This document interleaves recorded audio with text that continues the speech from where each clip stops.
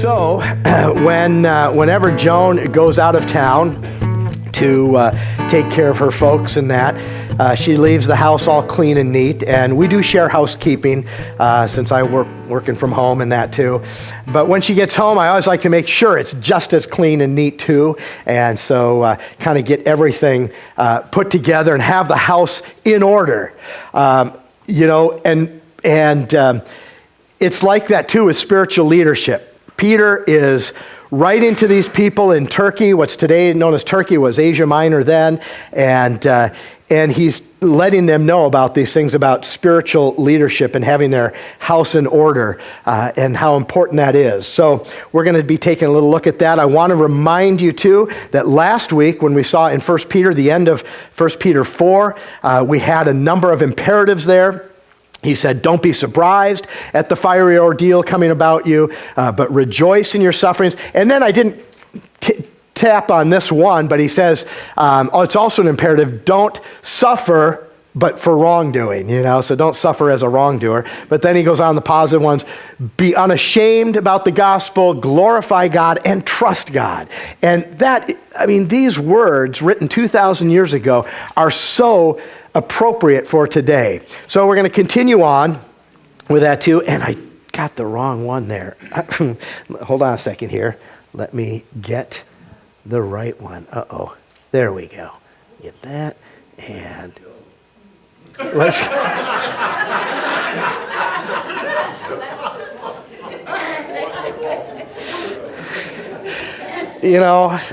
I thank God that my hearing isn't good enough. I didn't catch the whole thing.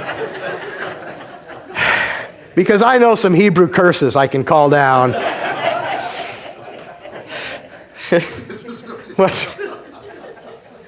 Oh, man. Yeah, fine. Whatever entertains you, my pitfall's fine. Okay.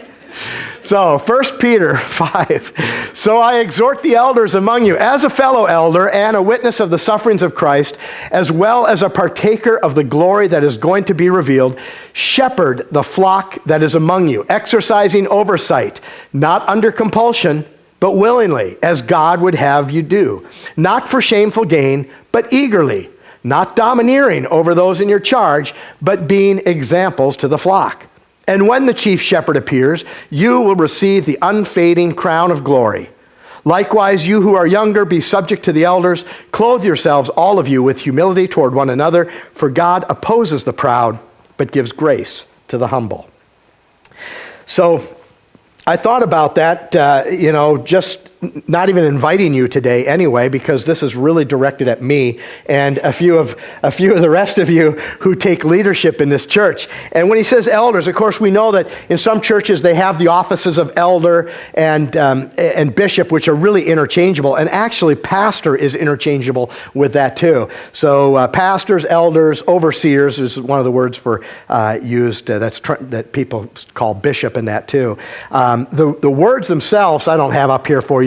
In the Greek, poimenes is a shepherd.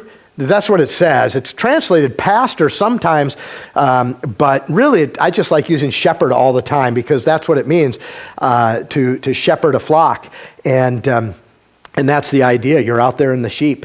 Elder is presbyteros, where we get the word Presbyterian from, and it just means an old guy or an old gal. There is an instance, Paul writes to, or John, I think it's 3 John, he writes to the woman and all that, and he says, basically, I'm writing to the old lady, the elder woman there in the church that meets in her house there. And so, but that's the idea of it. But it did, all throughout time, throughout Israel's history, it was leaders of the clans, and then it was leaders of the villages and this. And of course, the Sanhedrin were often known as elders in Jesus' day too. And then overseers is episkopos, and scopus to look, epi above or over, so it's looking over, overseen, and that's what these words are here too. And so we have the offices, but it seems like Peter here is talking about in the churches, which might have been meeting in synagogues, or might have been meeting in halls, or might have been meeting in homes, saying, look at the elders among you, And I'm telling you this, but as a fellow elder and a witness of the sufferings of Christ.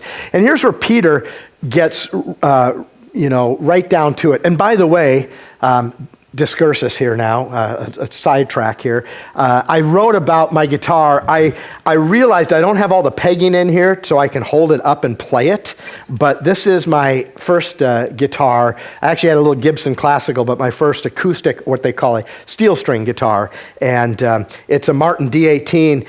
It cost me $500 in 1976. Which I looked up was $2,300 today. So, and I still remember I was 18 years old, 17, 18 years old, just learning to play guitar, and just became a Christian too. And I had to ask my dad to co-sign a loan. I had $150. I took out a $350 loan from the bank, my first loan, and paid that off in time. But wrote a lot of songs with that and used it for a lot of years in ministry. But it got vandalized back in about 1991 and replaced it with a nice Santa Cruz guitar. But now I use this kind of basic one here that cost $500 today, and so that was worth like $112 back then. But anyway, but God, the instruments, good wooden instruments, they actually, as they age, they get better and better. You shouldn't vandalize them or freeze them necessarily, but that was just because I was, that's a whole other story for another time.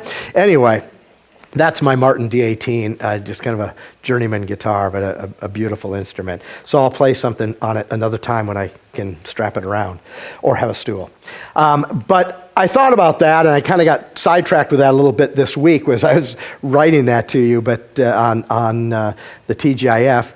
Anyway, Peter's writing to the elders, and like I say, that can be just some of the older gentlemen and that too. In Judaism, you weren't considered to be an elder until at least about 40 years old.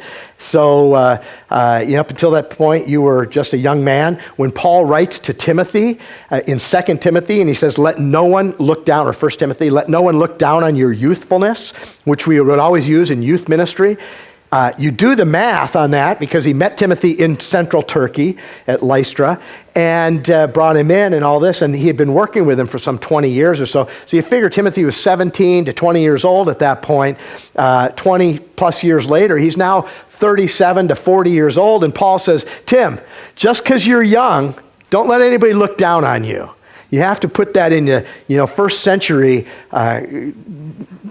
culture and society in Judaism to understand that. So guys that are a little bit older and leaders of the church. So he says, as a fellow elder and a witness of the sufferings of Christ. And of course, a witness, as we've looked at before, is in the Greek is the word martyr. Now, it just meant witness or testimony in those days, but by the time the apostles were all gone, it came to start meaning, and over time, meaning one who died for a belief, because they all did, all except for John. And so he's saying, look, I'm a fellow witness of this too, and a partaker of the glory that's to be revealed. And it's interesting as he says these things, because remember, Peter walked with Jesus. He walked with Jesus. He put his foot in his mouth several times, saying things that he probably, some of us would have said too. But it's, you look at his personal experiences, and he was one of Jesus' inner three disciples. Who were the other two? John and James, exactly. Peter, John, and James were the three that were always with Christ. Now, I find that interesting for a couple of reasons. John and James were brothers, right? So someone's left out of this equation. Who's left out? Yeah, who said that? Candy bar, whatever. Yeah, Matt, treat her, okay? Andrew, Peter's brother, wasn't even in there. But these three guys, Peter, James, and John, for whatever reason, were the ones Jesus took aside and he took up on the Mount of Transfiguration. Matthew 17, among other places. 6 days later, Jesus took with him Peter and James and John, his brother, and led them up on a high mountain by themselves, and he was transfigured before them, and his face shone like the sun, his garments became as white as light, and behold, Moses and Elijah appeared to them, talking with him. And Peter said to Jesus, Lord, it's good for us to be here. If you wish, I will make 3 tabernacles right here and now, one for you, one for Moses, and one for Elijah. And while he was still speaking, a bright cloud overshadowed them. And behold, a voice out of the cloud said, this is my beloved Son, with whom I am well pleased. Listen to him. When the disciples heard this, they fell on the ground and fell face down on the ground and were terrified. And Jesus came to them and touched them and said, get up and do not be afraid. And lifting up their eyes, they saw no one except Jesus himself alone. And so God is revealing his glory to them right here. And so when Peter says this, about, as well as a partaker of the glory, a witness of the sufferings of Christ, as well as a partaker of the glory that's going to be revealed. He's saying, guys, not only did I see Jesus glorified, but I saw Moses and Elijah too. And listen, I've been around the block and reminding them of these things too, as he goes on to tell them. So he says, I'm exhorting you as this, to shepherd the flock of God that is among you, exercising oversight. That's the word episkopos, which sometimes is bishop in that too. And shepherd is the poimenos there. Not under compulsion, but willingly, as God would have you do. Not for shameful gain, but eagerly, and not lording it over those. So he takes us there. And he reminds us that he was there with the suffering Christ in the Garden of Gethsemane, one of the places we go to when we go to Israel, of course. And you see some of these olive trees. One of them that they say, this thing really could be 2,000 years old. This could have been here when Jesus was praying in this little garden area here. That whole Mount of Olives, it's called that because there's olive trees all over. He saw the sufferings of Christ there. Of course, he fell asleep during the sufferings some of that time. But he saw the transfiguration of God and is reminding these people of these things. Then he says too that, shepherd the sheep. And of course, in John chapter 10, Jesus says, talks about being the good shepherd and reminding the people. And he's hearkening back to Psalm 23 and other places where Yahweh is my shepherd, of course, in Psalm 23. So the people of Israel knew this one. It's a beloved psalm with Jews and Christians today. It was a beloved psalm for a long time because it's just a tender psalm of God's care over us and also his protection in the midst of everything. When it says, you prepare a table before me in the presence of my enemies, he's saying, you've set out a feast here. And even though I've got enemies right in front of me, you've told me, don't worry. You got time for a scrumptious meal here. It saddens me sometimes to see Christians living on saltines, and water when God has set out a feast for us. We take a little bit of a devotional here and we can be, beat down by life or something or the circumstances and say, oh God, I'm not asking much. I just, what I've got here.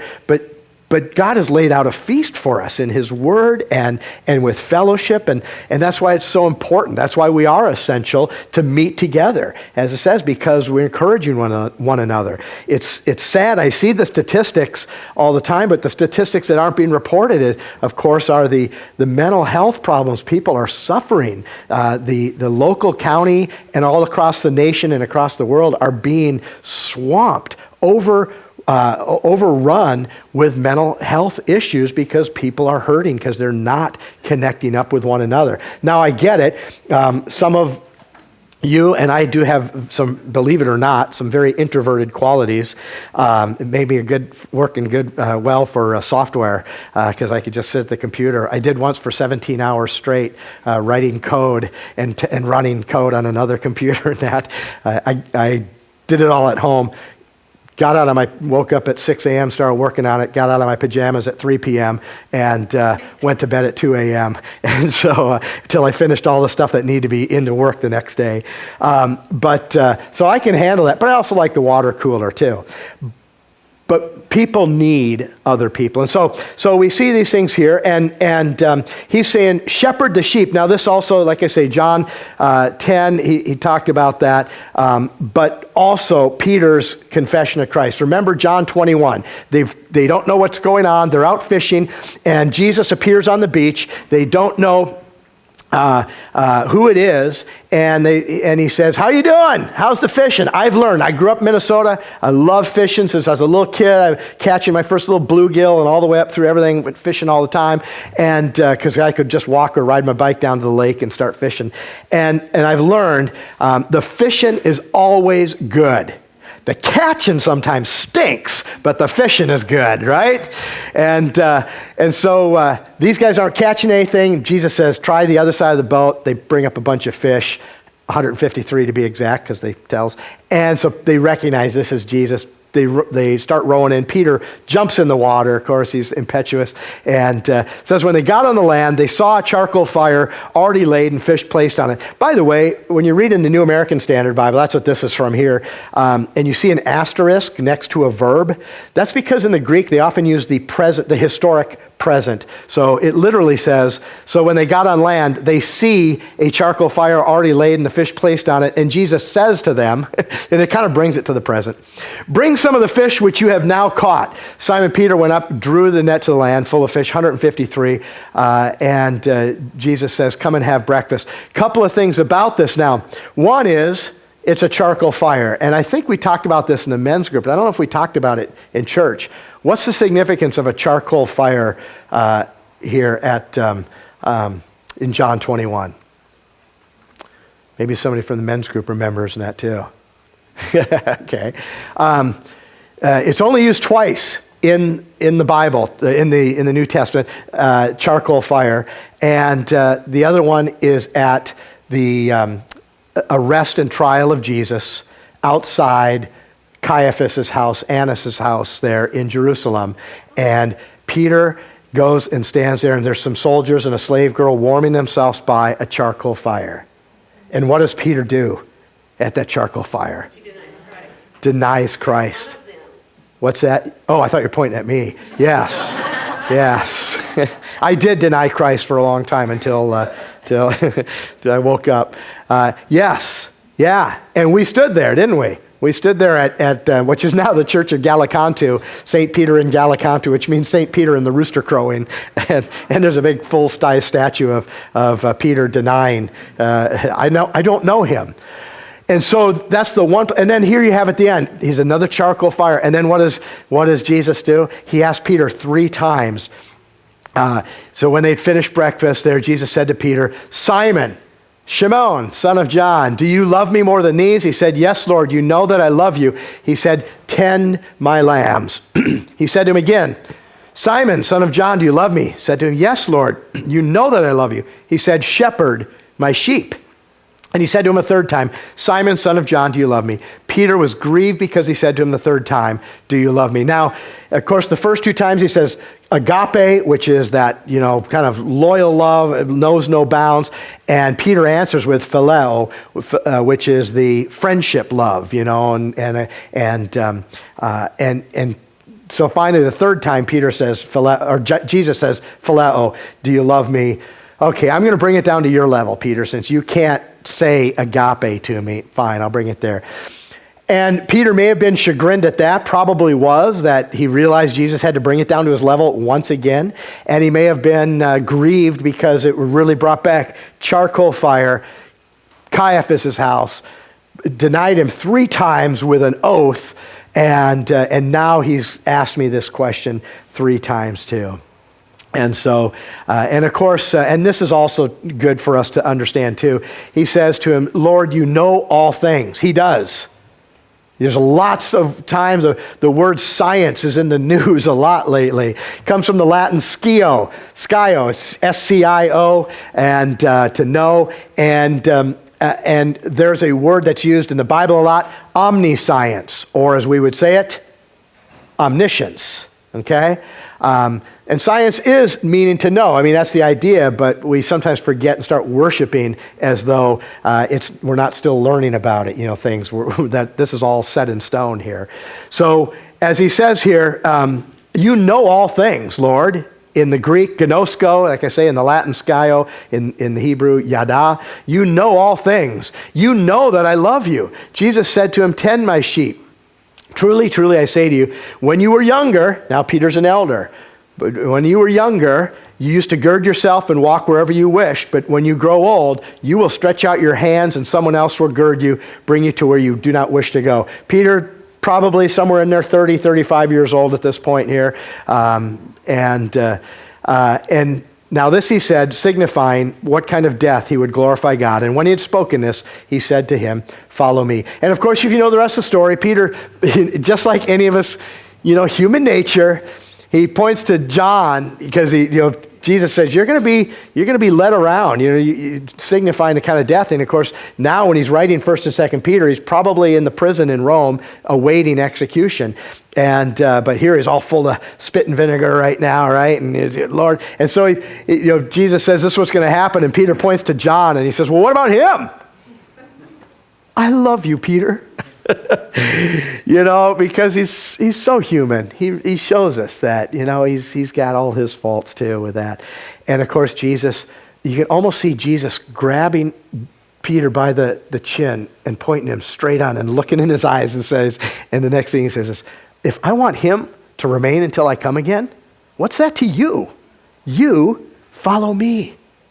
Those were words I took to heart as a young man, as a young believer. I don't need to look around at what other people are doing. I don't need to see I need to follow Jesus, keep my eyes on him alone and focus on that. So Peter talks about being a shepherd.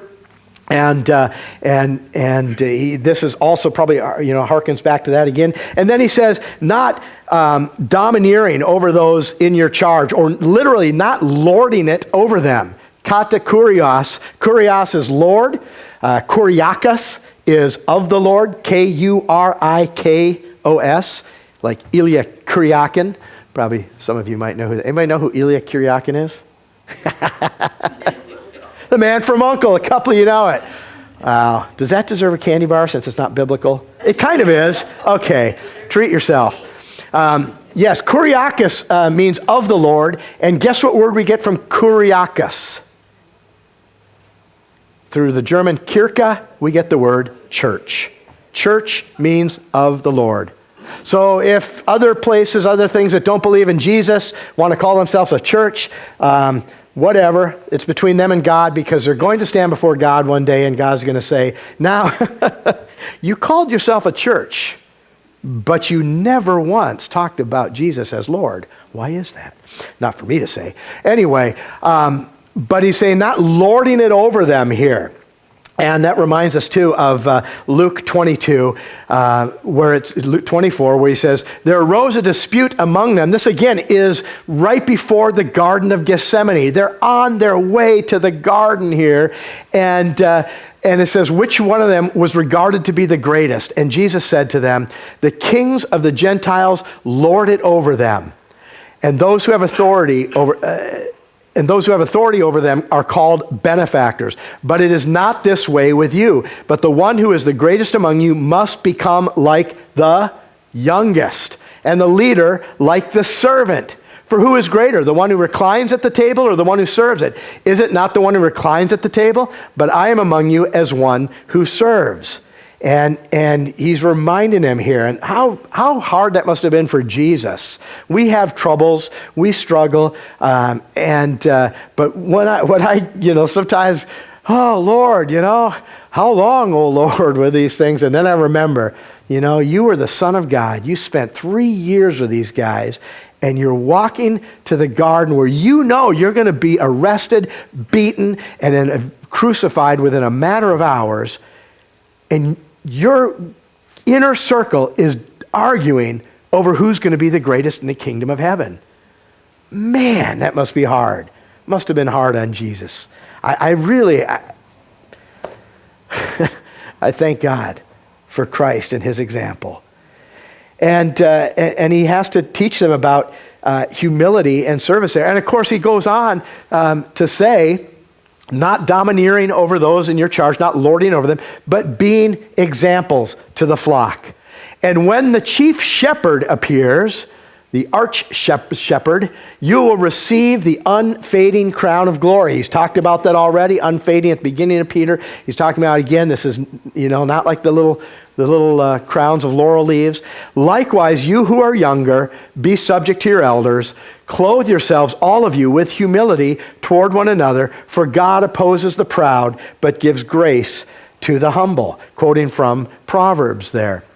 And reminding us there, and clothing yourselves. And you gotta, again, believe that Peter, when he says that, clothe yourselves with humility, he's picturing, again, the upper room. Because what happened when they went to the upper room? John 13. Now before the feast of the Passover, Jesus, knowing that hour had come that he would depart out of this world to the Father, having loved his own who were in the world, he loved them to the end.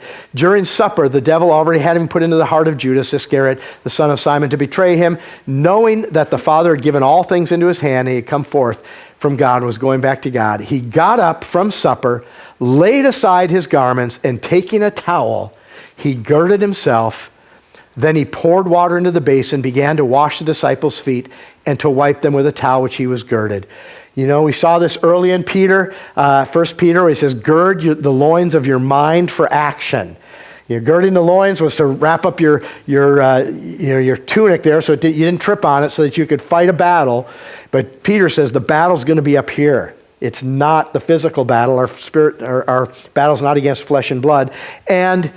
And so now he's reminding them too, and saying, Jesus is girding up his loins with a towel of a servant, and he's getting down, and he's calling the guys up here, and he's washing their feet, which is what you would do when someone came into your house, because you're clean, but you just need to have your feet cleaned off, the dust off your feet. And of course, Peter right there, Lord, not me, you're too good for this. And Jesus says, well, if I don't, then you have no part of me. Then Peter says, okay, fine, give me a whole bath, man. Jesus, Peter, come on, man. And, again, gotta love this guy here. So, Jesus is demonstrating this by girding himself with a towel and serving one another. So when Peter says not domineering over them, but serving, this is how it's supposed to be. I've been in churches where they had actually elder boards or consistories and things like this. And it's interesting, because sometimes they would get really hoity-toity about, well, we're in charge here. I'd be an associate pastor or something. I go, guys, that's not what it's supposed to be like. It's supposed to be serving. I'm supposed to be the chief server. You're supposed to be serving. I'm here to teach and equip so that our house is in order when Jesus comes back, and I need your help. And I commend the people in this church and the leaders who have just come into that, because it's an all volunteer organization, and all the work that you guys do. And so anyway, and it starts with prayer at 9:30 right over here. That's one of the main things. So if you want to get to church early and pray, we always can use that. So I'm going to wrap it up right there. We'll probably touch on some more of that next week there, but just as we will, because we're going to talk a little bit more about feeding the sheep and what that all looks like. But for now, we're going to pray, and then if you have questions, you can ask.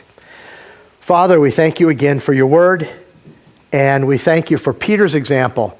Lord, we thank you that you did not hide anything in the Bible, but you showed us the foibles of man, that we're fallible, and somebody like Peter who can mess up, and yet you redeem him and use him greatly for your kingdom. And now he's writing to these churches, and his words are preserved 2,000 years later. We thank you for this. Help us to apply them to our own lives and hearts right now in this day and age. God, again, we ask for your grace and your mercy and your guidance. And right now, with heads bowed and eyes closed, if any of you have not taken that first step, or maybe you've taken it but stepped back again, and you want to start or renew that relationship with Christ, it's simple enough of confessing, admitting that you're a sinner, which is one who's rebelled against God. We've all been there.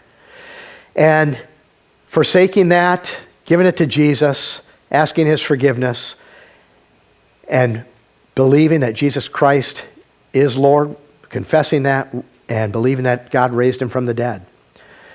And it's a simple prayer to pray, something like this. You can pray this in your heart. Father, I do believe that I've rejected you and I'm a sinner, and I confess that to you now. I believe Jesus died on the cross for my sins. I believe he rose again from the dead.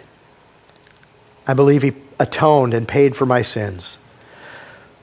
I ask him to come into my life, to renew me, to make me new again, and that I might follow him the rest of my life. And I ask this in Jesus' name. Father, we thank you in his name. Amen. I will share one of the first songs that I wrote on that guitar. It's this one. I've got this here. So, oh yeah, you can turn that on. Dion, thank you. Appreciate that. I just called it The Door. Turn this one off.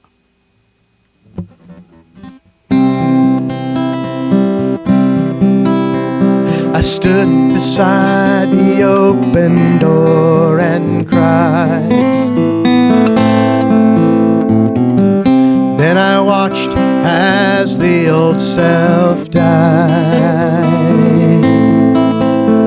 You took me in and gave me love that I was looking for. Now I know that I can call you Lord. Confusion had my mind and I was scared. I often wondered if he even cared. And then he told me late one night, you must be born again. And that is when I started trusting him. The peace I give to you today, not as the world can give, the power that through me you can live. I came so that you might have life and have abundantly. Believe in God, believe also in me. Now I see you standing by the door, as I had done so many years before. Don't hesitate, he'll welcome you, your burdens he'll relieve, and on his promises you can believe. The peace I give to you today, not as the world can give, the power that through me you can live. I came so that you might have life and have abundantly. Believe in God, believe also in me. I came so that you might have life and have abundantly. Believe in God, believe also in me.